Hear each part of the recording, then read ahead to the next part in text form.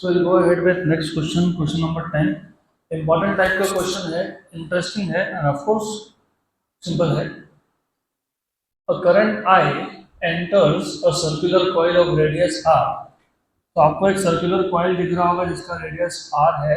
इसमें एक current I enter कर रहा है, branches into two parts and then recombines as shown in the circuit. देखो करंट I है, ए पॉइंट जंक्शन पॉइंट है, तो यहाँ पे I1 गया, बचा हुआ यहाँ पे I2 है. फिर वापस से बी पॉइंट पे कंबाइन होकर वापस क्या बन गया, I बन गया. और बोला भी है रिकम्बाइंस. तो करंट आया, स्प्लिट हुआ, I1 I2 बी पॉइंट पे वापस मर्ज हो गया. गुड. आपको पूछा resultant magnetic field at the centre of the coil is. Resultant magnetic field at the centre of the coil is. मैं सॉल्व करके देता हूँ, लेकिन लास्टली मैं तुमको इसका ट्रिक बता दूंगा, वो ट्रिक अप्लाई कर सकते हो एंड डायरेक्टली आंसर मिल जाएगा आपको. तो what you have is current. मैं एक सिर्फ यहाँ पे एक लाइन ड्रॉ कर रहा हूँ. I am drawing some line over here, some line, some line, some line. ऐसा लाइन ड्रॉ कर रहा हूँ बस. बट यहाँ पे भी ऐसा ही कर रहा हूँ, जस्ट लाइक दैट. अब ऐसा है, जो वायर है, वायर वायर वायर, ये करंट आया. कितना करंट आया, आए. ये ए जंक्शन पॉइंट था, इसके दो पार्ट्स हुए. एक पार्ट हुआ I2, वो यहाँ गया. दूसरा पार्ट आया I1, वो यहाँ आया. तो I1 और I2 दोनों मिलके इस पॉइंट पे आ गए और मर्ज हो गए. वापस से क्या बन गया, I. गुड. तो remember you already have a equation I equals to I1 plus I2. याद रखना इसको. इसको इक्वेशन नंबर 1 बोल देता हूँ. इसको मैं आर्क 1 बोलता हूँ, इसको मैं आर्क 2 बोल देता हूँ. करेक्ट. अब एक बात बताओ, what is the formula of magnetic field at the centre of a arc. μ0 by 4 pi I theta by r. तो हमको पता है मैग्नेटिक फील्ड होता है आर्क का μ0 by 4 pi I theta by radius. पक्का पक्का. गुड. यहाँ पे जो दो आर्क है, दो आर्क, एक है पहला आर्क B1, उसका होगा μ0 by 4 pi I by r theta. What is the angle for the first one. पहले आर्क ने एंगल कितना बनाया, 90. 90 मतलब कितना, पाई बाय 2.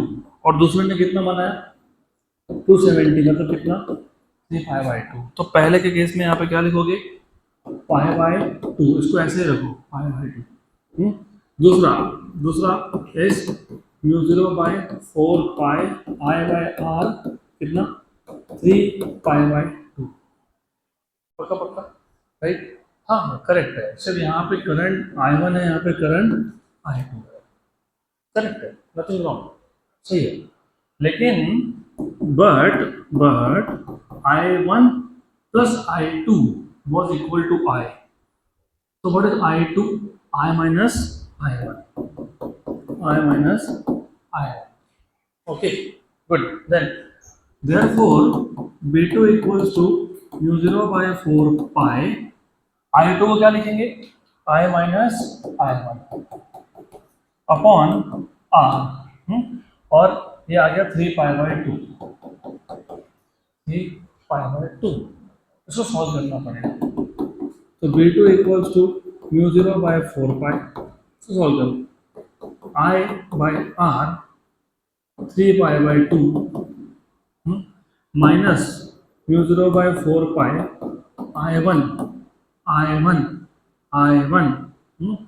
बाय R कितना, 3 पाई बाय 2. कुछ नहीं, दो टर्म्स से शिफ्ट कर दिया. गुड. मैं डायरेक्ट बता सकता था, लेकिन I don't want to tell this directly because you have to think. Good. अब इशू ये है, डायरेक्शन देखना पड़ेगा. जो पहला आर्क था उसका करंट है क्लॉकवाइज. तो imagine your right hand, fingers curl, thumb outstretch. If curved fingers gives direction of current, thumb gives direction of magnetic field, तो फील्ड अंदर जा रहा है, तो पहले का जो फील्ड है वो कौन सा फील्ड है, क्रॉस, और दूसरे का तुम देखोगे तो बाहर आ रहा है, तो वो कौन सा है, डॉट, तो दूसरे का फील्ड है डॉट, बराबर।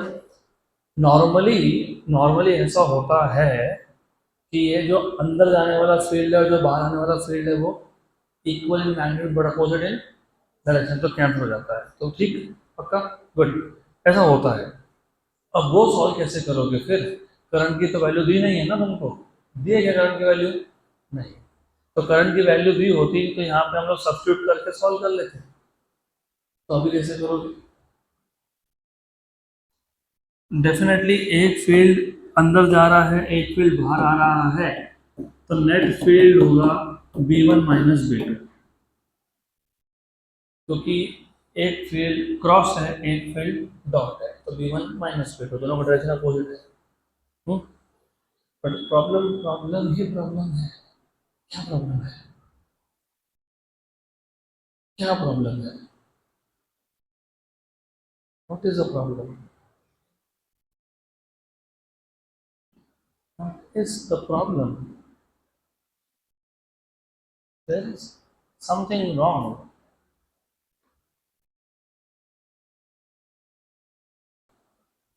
देखो, the biggest problem here is कि तुमको करंट नहीं पता, इसके लिए दिक्कत हो रही है, तो ये इक्वेशन बनाने की जरूरत भी नहीं थी हमको, I1 I माइनस I1 कोई जरूरत नहीं है, सिर्फ इतना समझ लो, थोड़ा सा यहाँ पे तुमको करंट इलेक्ट्रिसिटी भी पता होना चाहिए, you have to know this current electricity, वो नहीं पता होगा तो नहीं सॉल्व होगा क्वेश्चन। जो भी करंट यहाँ पे आया उसके दो पार्ट्स हुए, यस, पक्का, तो ये वाले पार्ट का फील्ड अंदर की तरफ है और दूसरे का बाहर, मतलब अपोजिट डायरेक्शन तो है, ये तो पक्का है, मतलब माइनस तो होगा, मतलब जीरो होने के चांसेस है, सिर्फ जीरो होगा या नहीं होगा वो किस पर डिपेंड करेगा, वैल्यूज ऑफ करंट पे।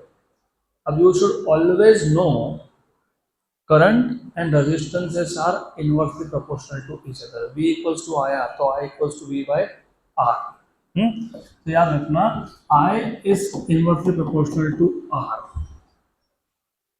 और रेजिस्टेंस अगर मैं पूरे वायर का, अच्छे से सुन लेना, पूरे वायर का रेजिस्टेंस, और ये बाय द वे ये R रेडियस है और ये R रेजिस्टेंस है, तो उसको स्मॉल r बोलता हूँ, अगर मैं पूरे वायर का रेजिस्टेंस R मान रहा हूँ, R, तो इस पार्ट का रेजिस्टेंस पता है कितना आएगा, R/4,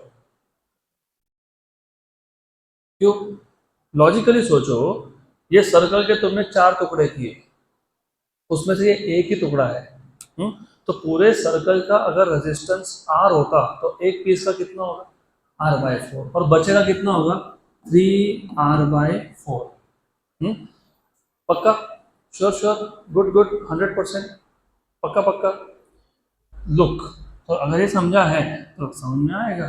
अब इन टर्म्स ऑफ रेजिस्टेंस लिखोगे, अगर इन टर्म्स ऑफ रेजिस्टेंस लिखोगे, इन टर्म्स ऑफ रेजिस्टेंस लिखोगे, I is proportional to 1/R, और जो पहला करंट है I1 उसके लिए रेजिस्टेंस क्या लिखोगे, R/4, R/4,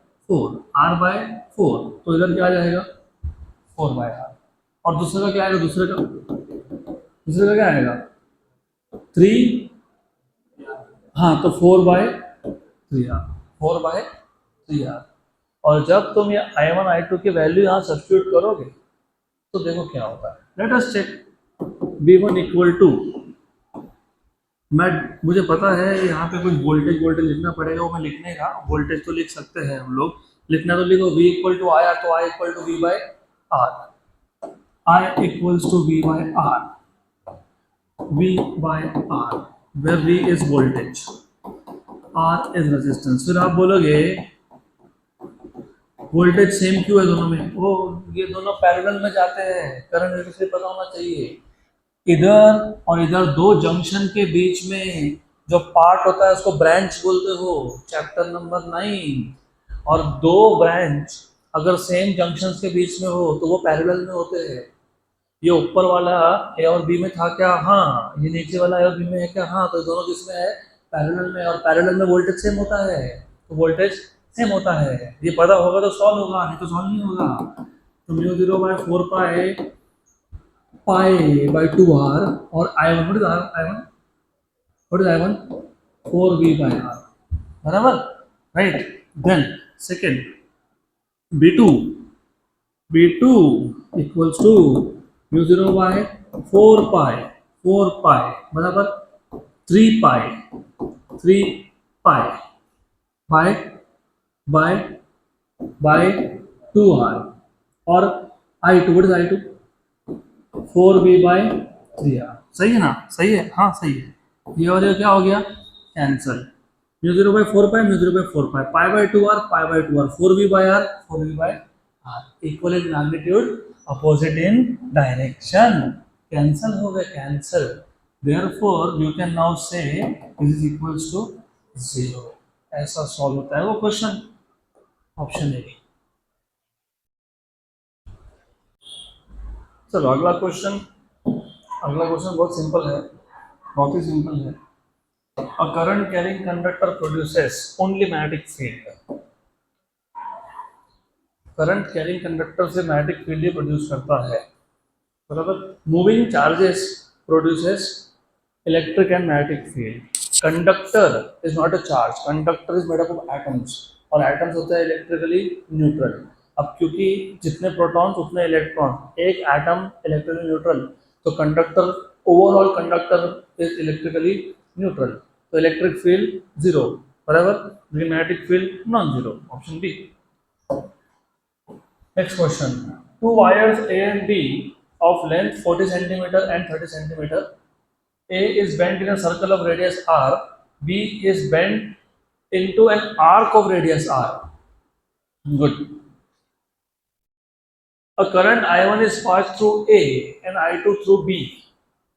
To have the same magnetic field at the center, the ratio of I1 by I2 is। अच्छा क्वेश्चन है, क्वेश्चन बहुत अच्छा है।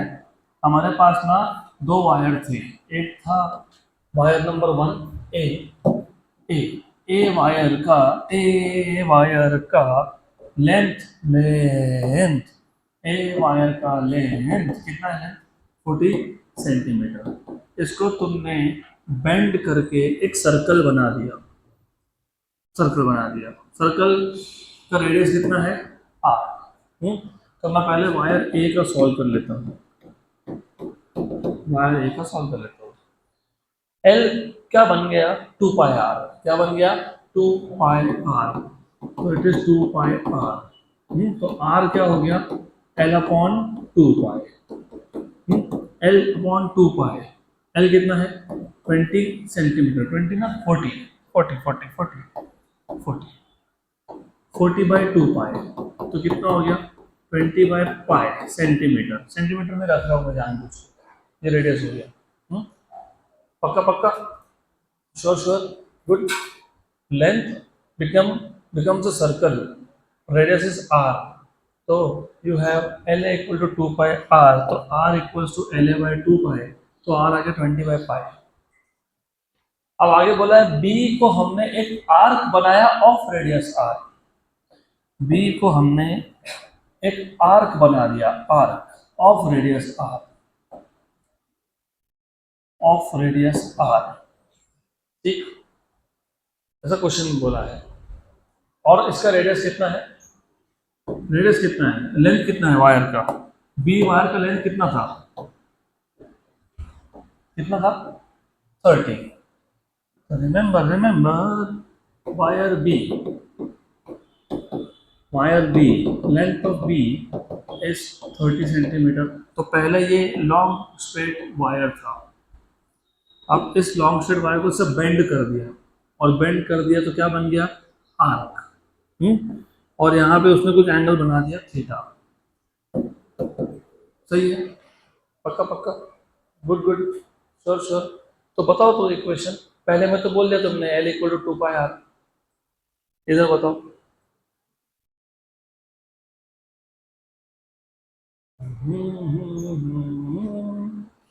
बताओ।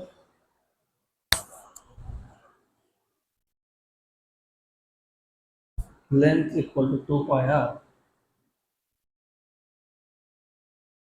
ये length equal to 2 pi R क्यों लिखते हो पता है तुमको? क्यों लिखते हो? Length equal to theta R होता है कभी भी। Arc length equals to angle into radius. पूरा सर्कल बना दिया तो क्या लिखा? 2 पाई आर। Very good. तो वैसा तो इधर भी सोचना पड़ेगा ना फिर आपको। L B equals to theta into R. क्या? Theta into R. सही है। अच्छा सही है। लेकिन इन्होंने एंगल कितना बना ये तो नहीं बोला। पर पर वो तो नहीं है। पर क्या बोला है? पहले केस में रेडियस और दूसरे केस में रेडियस सेम है। तो तो मैं इधर आर की वैल्यू लिख सकता हूँ। और what is the length of the wire? 30। Very good. और थीटा, और what is this? 20 by pi. 20 by pi. सही हो गया। तो कैंसल और कैंसल, तो थीटा कितना आ गया? 3 पाई बाय 2। ऐसे सोचना पड़ेगा तब जाके आंसर होंगे। अब इन्होंने क्या बोला कि जितना फील्ड पहले के सेंटर पे है उतना ही फील्ड दूसरे के सेंटर पे है। लेकिन पहला कौन था? सर्कल था। सर्कल के सेंटर पे, सर्कल के सेंटर पे फील्ड होता है μ0/2 I बाय आर। लेकिन I मतलब कौन? I1। और आर के सेंटर पे होता है μ0/4 पाई I थीटा बाय आर। लेकिन कौन? I2। ऐसा होता है। और रेडियस दोनों केस में सेम है। मैंने क्वेश्चन बोल रहा है ये कैंसिल, ये कैंसिल, ये 1 जा, ये 2 जा। हाँ कि ना? यस और नो? यस। तो I1/I2 इज थीटा बाय 2 पाई। अरे ऊपर थीटा नीचे 2 पाई। लेकिन थीटा कितना आया? 3 पाई/2 1/2 पाई। पाई पाई कैंसल, तो आंसर कितना आना चाहिए? 3/4। तो आंसर कितना आना चाहिए? 3/4।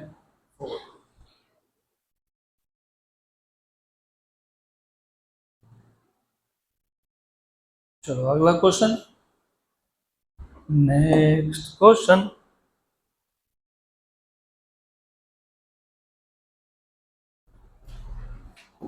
हाँ very good. I don't know why आज सब क्वेश्चन अच्छे अच्छे लेवल के आ रहा है। अब ये क्वेश्चन मैं आपको पहले जनरल फॉर्मूला बना के देता हूँ, क्योंकि मैं अगर डायरेक्ट ये क्वेश्चन सॉल्व करूंगा तो एक क्वेश्चन सॉल्व होगा, जनरल फॉर्मूला दूंगा तो इस टाइप का कोई भी क्वेश्चन सॉल्व हो जाएगा। पहले क्वेश्चन पढ़ लेते हैं। A wire in the form of a circular loop of 1 turn carrying a current produces a magnetic field B at the centre. हमारे पास एक वायर है, सर्कुलर लूप है, उसमें एक ही टर्न है, सेंटर पे कितना फील्ड है? बी है। If the same wire is looped into a coil of 2 turns, तो पहले एक टर्न था, अभी कितने कर दिए? 2 टर्न कर दिए। And carry the same current, current same है। The new value of magnetic induction at the centre is, right. तो अभी मैग्नेटिक फील्ड की वैल्यू कितनी है? तो एक काम करो, मैं आपको एक जनरल फॉर्मूला बना के देता हूँ और वो ऐसे ट्रिक याद रख लेना, अगली बार से ऐसा क्वेश्चन सॉल्व ही नहीं करना है, राइट। अब ऐसा है, इमेजिन इमेजिन मेरे पास एक स्ट्रेट वायर था जिसका लेंथ था एल। उसको मैंने पहले एक टर्न का लूप बना दिया, एक टर्न जिसका रेडियस है आर।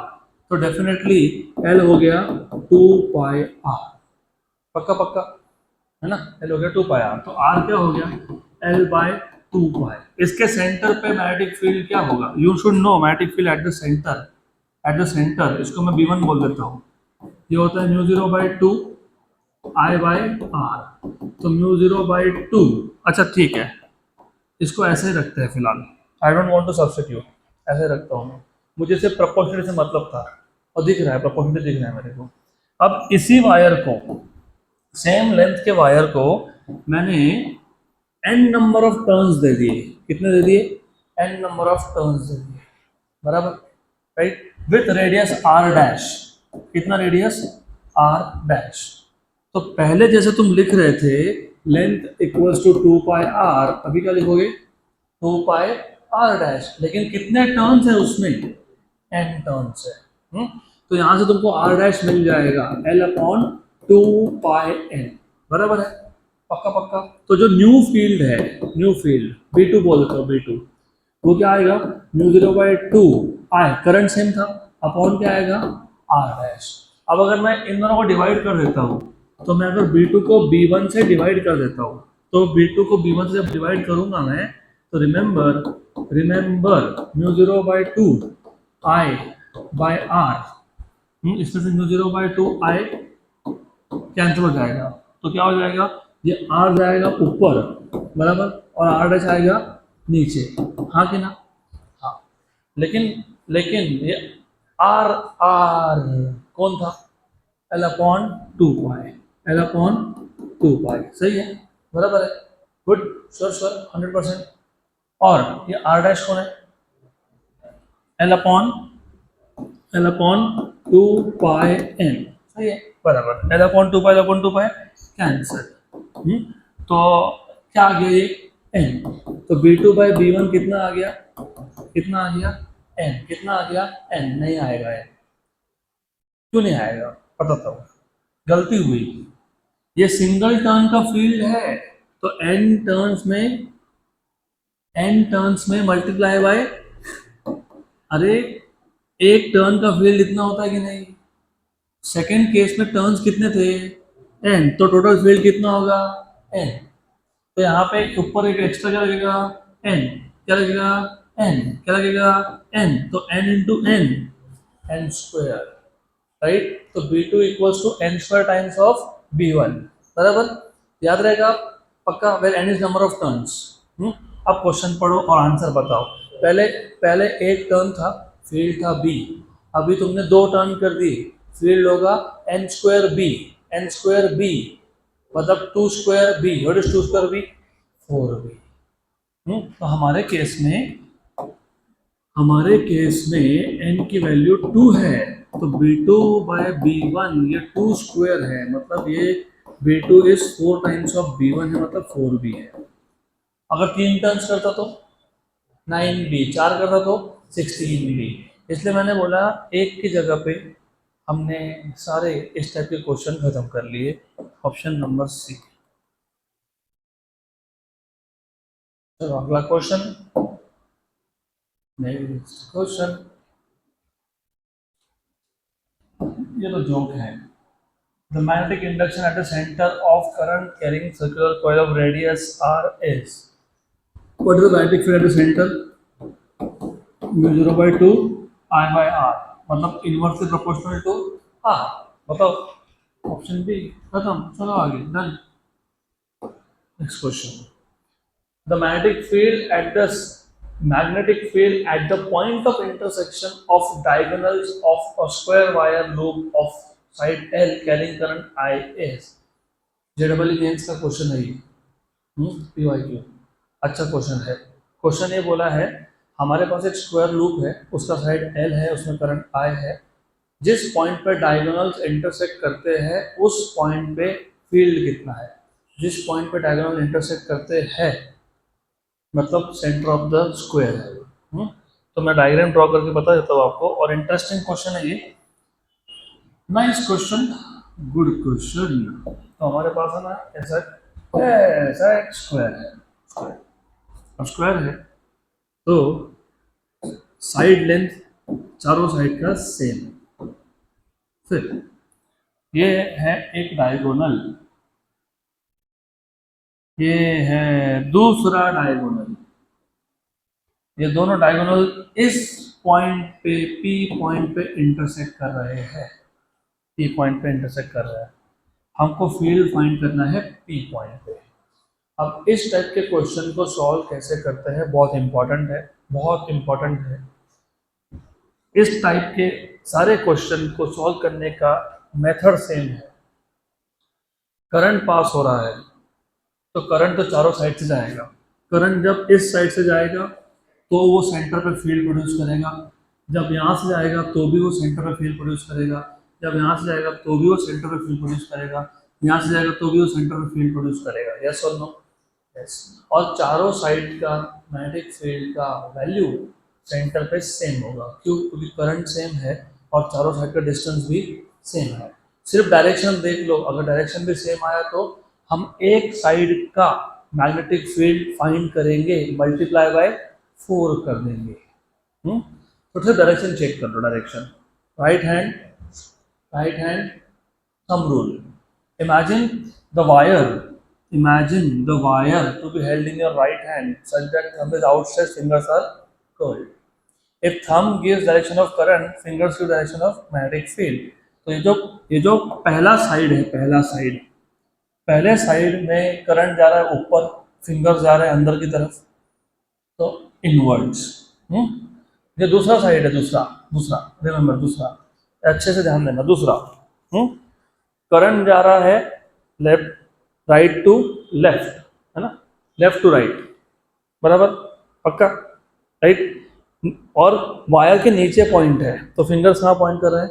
अंदर, इनवर्ड्स। ये भी इनवर्ड्स था, ये भी इनवर्ड्स था, ये इस केस में ये भी इनवर्ड्स है और इस केस में भी इनवर्ड्स है। तो चारों के चारों साइड का फील्ड क्या है? सेम। क्या है? सेम है। डायरेक्शन भी सेम है, मैग्नीट्यूड भी सेम है। तो total field will be field due to one side plus second side plus third side plus इसलिए क्योंकि डायरेक्शन सेम है और वेक्टर्स का डायरेक्शन सेम है तो क्या करते हो? ऐड करते हो। But we also know that कि मैग्नीट्यूड वाइज B1 और B2 और B3 और B4 क्या है? सेम। तो मुझे टोटल फील्ड चाहिए तो 4 टाइम्स ऑफ B1 हो जाएगा। B1 plus B2 plus B3 plus B4 मतलब 4 टाइम्स ऑफ B1। अब B1 कैसे फाइंड करते हैं, ये इंपॉर्टेंट है। तो इमेजिन, ऑफ कोर्स कंफ्यूजन कहाँ होता है वो भी समझ लेना। What is the magnetic field due to a long straight wire? μ0 by 4 pi 2I by r, where r is the distance of the wire from the point, बराबर। अब गलती कहाँ कर देते हैं बताता हूँ मैं पहले लाइन ड्रॉ करता हूँ फिर पता तो गलती कहाँ होती है। ओके, ये साइड कितना है? L है ना, तो उसका आधा मतलब यहाँ से लेके यहाँ तक कितना है? L/2। What is the magnetic field due to long straight wire? B equals to μ0 by 4 pi 2I by distance कितना आया? L/2। वो इन्फिनाइट वायर का था, ये वायर ये इन्फिनाइट है क्या? ये इन्फिनाइट दिख रहा है क्या तुमको? ये फाइनाइट है क्या ये? तो यहाँ पे ये फॉर्मूला नहीं चलेगा, नहीं चलेगा। तो क्या चलेगा? जिस पॉइंट पे तुम फील्ड फाइंड कर रहे हो उस पॉइंट से वायर का एक एंड हॉरिजॉन्टल के साथ कितना एंगल बना रहा है, रिमेंबर, उस पॉइंट से जिस पे तुम फील्ड फाइंड कर रहे हो वहां से एक लाइन ड्रॉ करना वायर के एक एंड पे, ये एंगल को बोल देना अल्फा और दूसरे एंड पे इसको बोल देना बीटा और यहाँ पे लिख देना sine alpha plus sign beta. 45 क्यों? क्योंकि diagonals of square make angle of 90 eight the centre, बराबर। और ये एंगल बाइसेक्टर है, एंगल बाइसेक्टर एंगल को दो इक्वल पार्ट्स में डिवाइड करता है, तो 45 एंड 45 गुड। तो अल्फा 45 वो भी 45, तो B1 equals to μ0 by 4 pi 2I, ये तो ऊपर गया, by L sin 45 plus sin 45। What is sin 45? 1/√2 कितना? 1/√2 कितना? 1/√2 और ये 2 बार आया ना, हाँ बराबर, तो 2/√2 क्योंकि 2 बार आया इसलिए 2/√2 बराबर, गुड। ये चार कैंसल हो गया, बराबर, गुड। ये एक साइड का है, therefore total field will B 4 times of B1, मतलब 4 टाइम्स ऑफ ये जो भी आया वो μ0 by pi I by L और साथ में कौन नीचे √2। अब मैं 4 को ऐसा लिखूंगा 2 × 2 अपॉन √2 और ऊपर जो ये 2 है उसको ऐसा लिखूंगा √2 × √2। यस, √2 × √2। तो ये हो गया कैंसल। तो ये आ जाएगा μ0 बाय पाई बाय एल। बराबर, चेक करो, check. 2 √2 μ0 I upon pi L. 2 √2 μ0 I upon pi L. Option number D.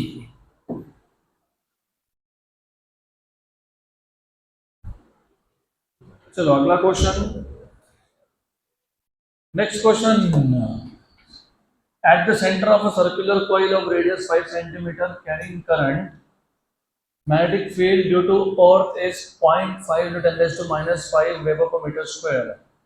What should be the current flowing through the coil so that it annuls the Earth's magnetic field? मतलब क्या, हमारे पास एक current carrying coil है 5 centimetre radius का। उसके centre पे अर्थ का मैग्नेटिक फील्ड कितना है 0.5 × 10⁻⁵। इस कॉइल में कितना करंट होना चाहिए सो दैट इट एन्यूअल्स, मतलब इट इक्वल्स, मतलब सेंटर पे करंट का मैग्नेटिक फील्ड और अर्थ का मैग्नेटिक फील्ड का वैल्यू क्या होना चाहिए, सेम होना चाहिए। सीधा नहीं बोला उन्होंने कि ये जो करंट है वो कितना फील्ड प्रोड्यूस कर रहा है 0.5 × 10⁻⁵, तो करंट बताओ, ऐसा नहीं बोला।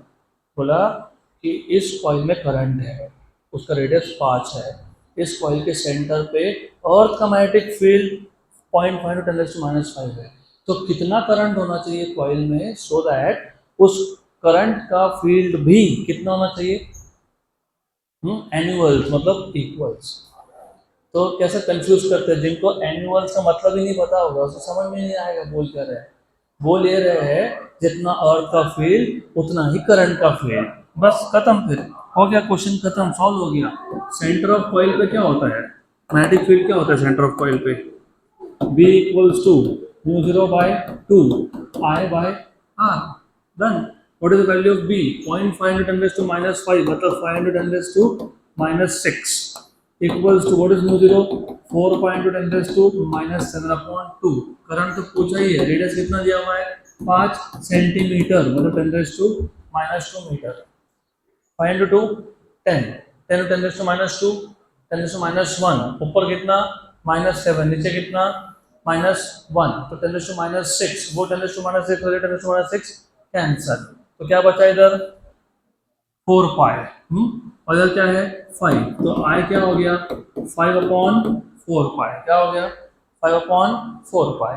4 पाई की वैल्यू पता है तुमको 12.56, कितनी 12.56, 12.56, इसको 12.5 लिख लेता हूँ अप्रोक्सीमेटली, इधर 10 से मल्टीप्लाई कर लेता हूँ, उधर 10 से डिवाइड कर लेता हूँ। मैंने क्या किया 12.5 लिखा, मल्टीप्लाई डिवाइड बाय 10 कर लिया, ऊपर 50 बन गया, नीचे 10। पक्का पक्का, यस पक्का पक्का। 1 और 4 का, व्हाट इज 4/10? 0.4, 0.4, 0.4, option C. चलो अगला question, next question. A current I flows along the length of an infinitely long, straight, thin, walled pipe. Question नहीं पढ़ा तो समझेगा नहीं। A current I flows along the length of an infinitely long, straight, thin walled pipe. मतलब ये hollow pipe है, अंदर से पोकल है, पोकल। क्या है अंदर से पोकल है। अब ये समझेगा तो ही समझेगा, आंसर आएगा, नहीं तो नहीं आएगा। इसका कोई सोल्यूशन नहीं है, it is just oral thing.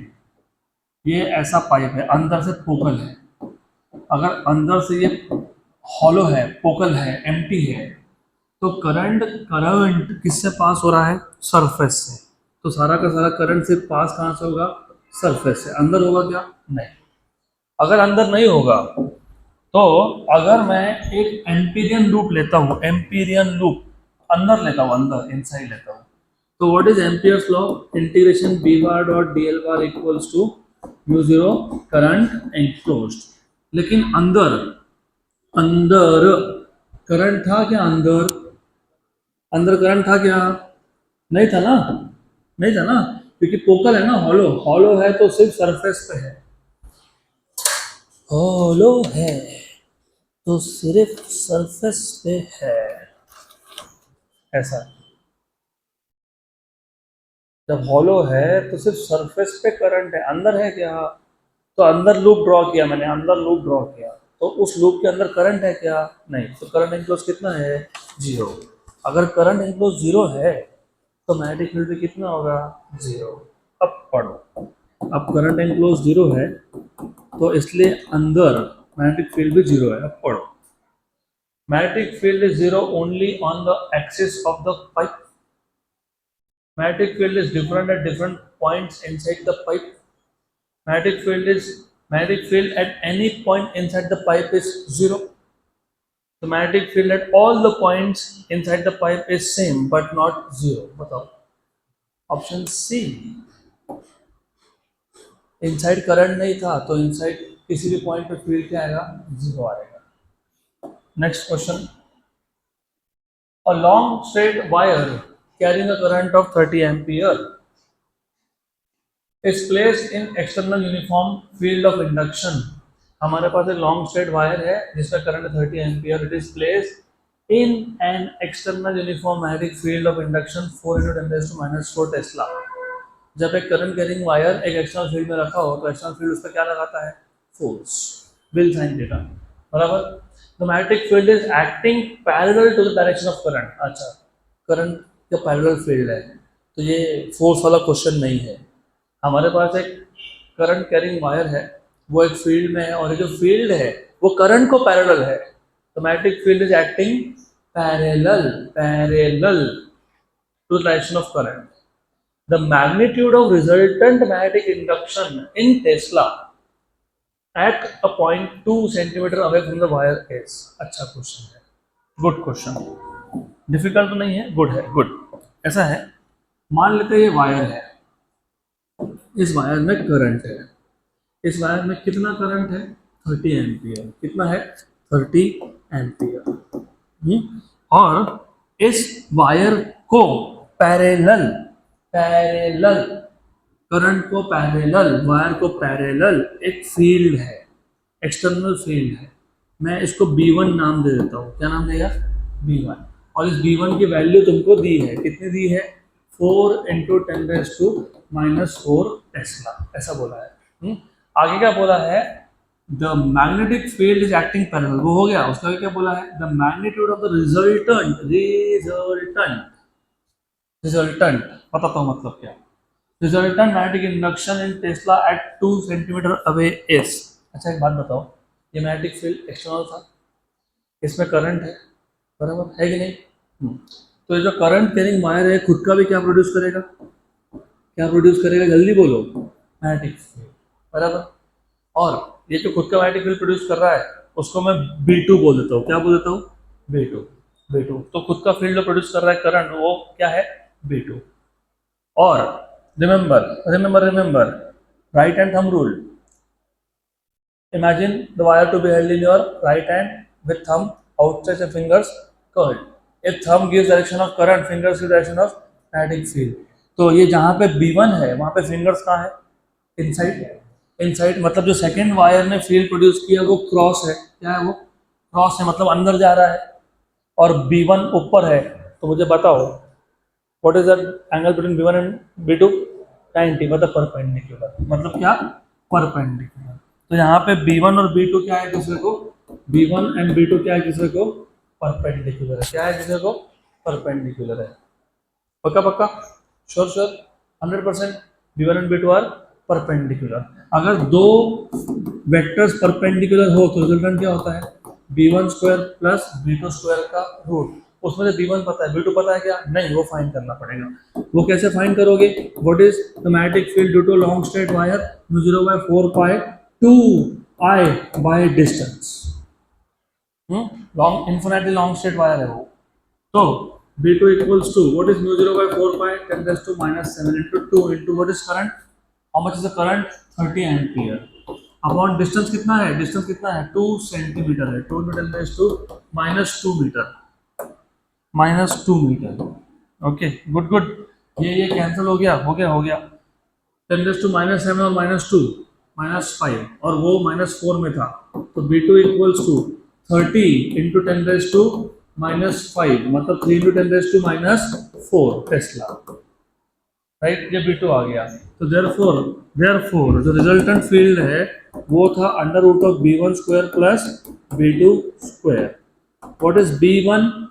4 × 10⁻⁻4, 4 × 10⁻⁻4 का स्क्वायर प्लस 3 × 10⁻⁻4 का स्क्वायर बराबर 10⁻⁻4 का स्क्वायर कॉमन, और रूट के बाहर तो 10⁻⁴, क्योंकि -4 का स्क्वायर कॉमन निकल के रूट के बाहर। What is 4²? 16। What is 3²? 9। तो 16 + 9 25, उसका रूट कितना 5, तो 5 × 10⁻⁻4 tesla. Option number C. Next question, very interesting, important, easy, depend करता है तुम्हारे कॉन्सेप्ट कितने क्लियर है। इजी है। Current I is flowing in a conductor shape dash shown in figure.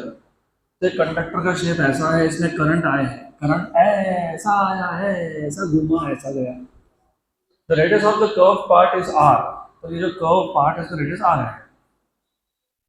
And the length of the straight portion is very large, मतलब infinitely long wire. The value of the magnetic field at the center O will be, at the center O will be. Excellent question. Good. अब ये question को solve कैसे करना? सबसे पहले ये question में टोटल 3 पार्ट्स है कंडक्टर के, 3 पार्ट्स। मैं काम करता हूँ पार्ट नंबर 1 ऐसा करता हूँ, पार्ट 1, ये पार्ट 2, ये पार्ट 3। गुड। तो total magnetic field at the centre will be due to part 1, part 2, part 3। तो total magnetic field B bar will be B1 bar plus B2 bar plus B3 bar. पक्का? इसमें से जो B3 बार है वो तो 0 है। क्यों 0 है? मैंने बताया था, मैंने ये बोला था कि करंट के आगे सेम डायरेक्शन में या करंट के पीछे सेम डायरेक्शन में फील्ड 0 होता है, क्योंकि अगर पॉइंट करंट के आगे है तो एंगल 0 बना। और बायो-सावर्ट लॉ में magnetic field is μ0/4π IDL sin θ/r²।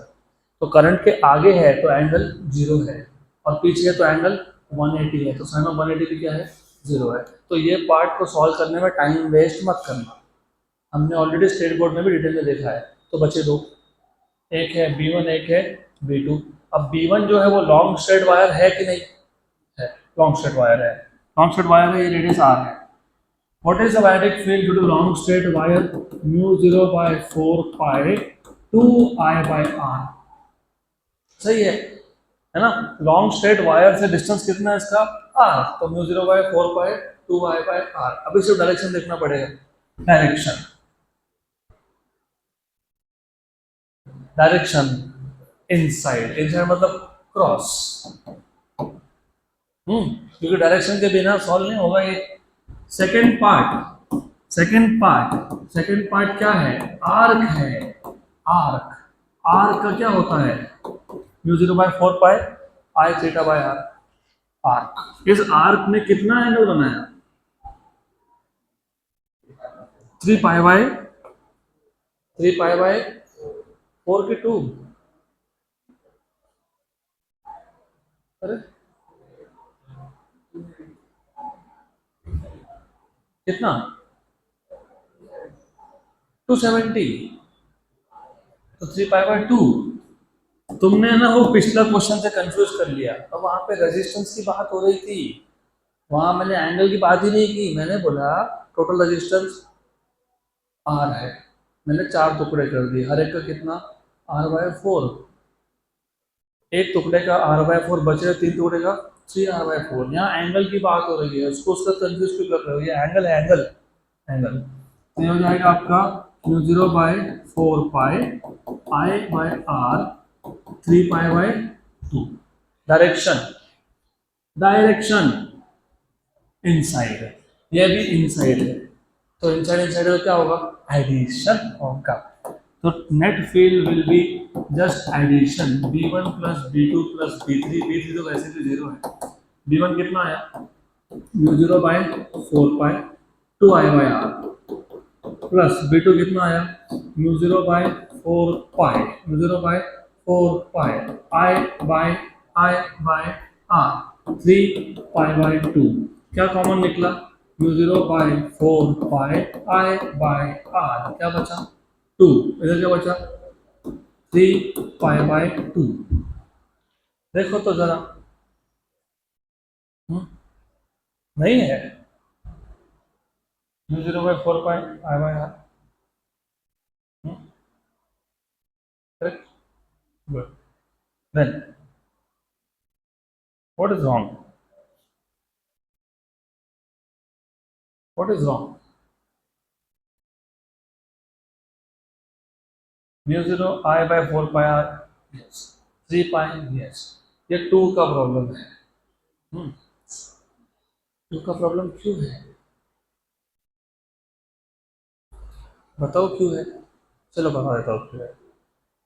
नहीं, आंसर करेक्ट है, ये हमारा गलत है, वो जानबूझ के गलती की, तुम मत करना एग्जाम में, इसके लिए गलती यहाँ पे की मैंने। ऐसा है, ये था तुम्हारा इन्फिनाइट वायर, सही है कि नहीं, मुझे अगर फील्ड फाइंड करना है यहाँ पे, इस पॉइंट पे, इस पॉइंट पे, तो फॉर्मूला होता है mu 0 by 4 pi 2 I by R, सही बात, बराबर।